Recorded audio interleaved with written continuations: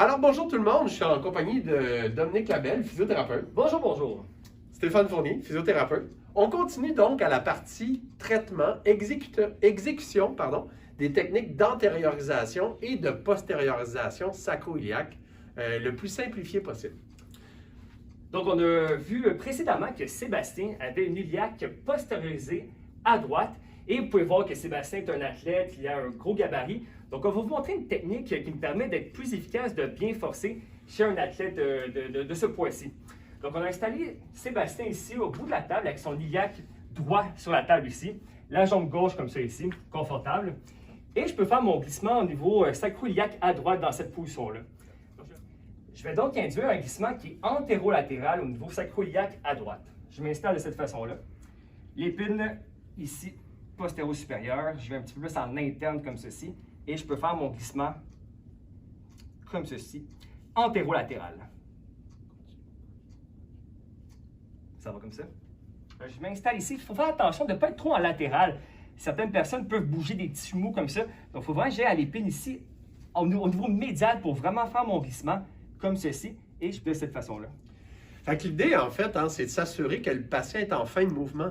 Pourquoi qu'on l'installe dans cette position-là? Bien, si on veut vraiment induire une antériorisation de la sacro-iliaque, on veut s'assurer que le membre est en extension. On voit beaucoup de jeunes faire l'erreur de traiter les sacro-iliaques en mouvement accessoire, qu'on apprend dans nos cours de thérapie manuelle, en décubitus ventral, les jambes en position neutre. On pense que c'est une erreur. Beaucoup plus efficace, beaucoup plus facile si on installe le patient comme ça. Très, très facile pour une thérapeute, par exemple, qui aurait un petit gabarit avec un patient comme lui qui a un gros gabarit. Qu'est-ce que tu en penses? Tout à fait, exactement. On force bien, on voit beaucoup de physiothérapeutes qui sont plus légers, par exemple avec des athlètes, des joueurs de football. C'est important d'avoir une carrière qui est longue aussi et de ne pas se blesser. Donc, c'est une très bonne façon de bien forcer, en effet. Une jeune thérapeute, par exemple, avec un plus petit gabarit, pourrait baisser la table, monter sur un petit banc. Et on va se demander à ce moment-là, bon, quelles répétitions, les fréquences? On pense qu'il faut induire environ 3 séries de 90 oscillations. Les grades, grade 3, grade 4, 4+, c'est rarement douloureux, en fait, où on va trouver peut-être une tension en antérieur. Fait que ça, c'est pour un patient qui a quand même un bon gabarit comme Sébastien. D'autres techniques, si on s'en vient ici, avec un patient qui a un plus petit gabarit, je peux m'installer comme ça et encore installer ma hanche en extension, en fin de mouvement, installer ma jambe comme ça, sous celle du patient, en protégeant la rotule, bien sûr. Je m'installe comme ça, encore à l'intérieur de l'épine postéro-supérieure. Et puis, je fais mon glissement qui est antéro-externe pour induire mon antériorisation sacro-iliaque. Plein de variations de ça. Je peux m'installer comme ça. Très bonne posture, très bonne biomécanique de mon côté, posture, pardon. Et je fais mon glissement qui est toujours antéro-externe dans le plan du 45 degrés qu'on retrouve à la sacro-iliaque. Des commentaires, c'est bien? Très belle exécution, exactement. Fait qu'on peut Toujours la fin de mouvement, 3 fois 90 oscillations, grade 4, grade 4+, 3, 3+, à nous de voir. C'est très rarement douloureux. Toutes sortes d'autres adaptations, il y a d'autres façons d'exécuter ces techniques-là, mais pour nous, celles-là sont simples, soit avec un patient qui a un plus gros gabarit, plus petit thérapeute, ou un patient où on est capable d'utiliser notre force physique pour l'exécution de la manœuvre. Dans le cas d'une technique pour essayer de postérioriser une sacro-iliaque qui aurait été fixée en antérieur, on va installer le patient comme ça en décubitus latéral, contralatéral, de l'autre côté, à la jambe qu'on veut travailler.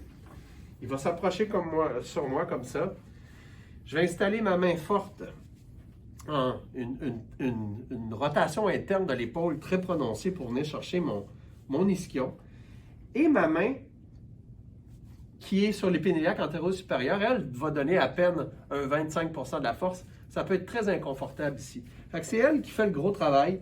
Je m'installe comme ça et je peux utiliser mon corps pour induire une bascule postérieure à la sacro-iliaque. J'essaie de bien suivre l'assiette dans ce glissement qui serait postéro-interne dans le plan 45 de la sacro-iliaque. Toujours les mêmes grades, 4, 4+, 3, 3+, c'est rarement inconfortable. Qu'arrive-t-il si on a un patient un peu plus, avec un plus gros gabarit, Dominique? Rebonjour, alors ici j'ai toujours Sébastien ici, un patient un peu plus corpulent. Alors une technique qu'on peut utiliser pour bien forcer, on peut mettre le patient ici sur le côté, donc j'ai travaillé sacro-iliaque à gauche dans ce cas-ci, et il vient faire une flexion au niveau de la hanche comme ceci, confortable comme ça. Et je peux m'installer dans cette position-là, je viens stabiliser ici, et avec ma main ici, je peux faire la postériorisation de cet iliaque-là. Et donc, comme dans cette façon-là, je peux venir pousser et faire mon mouvement. Ça va comme ça? Oui. Comme la technique précédente, c'est la main sciatique qui est la main forte. Celle-ci. Okay, pour bien induire encore ce glissement-là de l'assiette. Le patient est super confortable. Dominique a une bonne force. Fait que sur une thérapeute ou un thérapeute qui aurait un moins gros gabarit, par exemple, cette technique-là est toujours aussi efficace. Toujours nos grades 3, nos grades 4, 3+, 4+. C'est rarement douloureux, ces techniques-là. Merci. Merci.